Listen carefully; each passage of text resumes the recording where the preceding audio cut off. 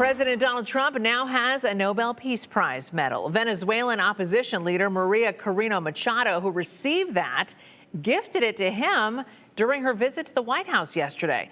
The actual prize, though, we do need to mention, it cannot actually be transferred. The visit comes as she seeks to position herself in Venezuela's future leadership now that former authoritarian leader Nicolas Maduro is arrested and in a U.S. jail. This generous gift comes as President Trump continues to manage crises around the globe, including the ongoing protests in Iran. Closing out an eventful week on the world stage, President Trump is now in possession of a Nobel Peace Prize presented to him by Venezuelan opposition leader María Corina Machado. And a recognition for his unique commitment with our freedom.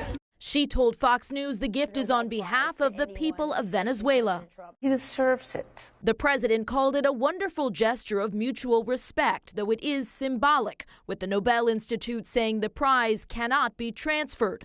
Machado's visit comes amid uncertainty over her role in Venezuela's future. Following the U.S. ouster of authoritarian leader Nicolas Maduro, President Trump said he did not believe Machado had the respect to lead. Florida Republican lawmakers hoping she'll prove otherwise. She's the legitimate leader of the opposition in Venezuela. She proved it. She earned it.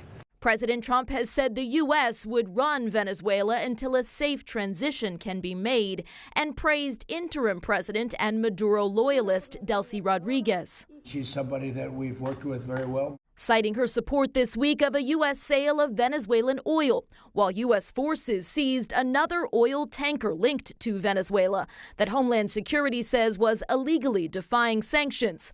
All that as President Trump is closely monitoring tensions in Iran, noting the Iranian regime backed off planned executions of protesters after the president warned the U.S. could take action.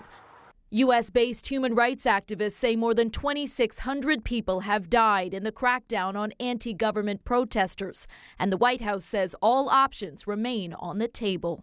In Washington, Alice Barr, NBC News. And according to a U.S. official, President Trump told his national security team that if he chose military action, it would need to be swift and decisive and a blow to that regime, not a sustained war. U.S. forces evacuated from a base in Qatar amid Iranian threats to strike back if the U.S. does attack.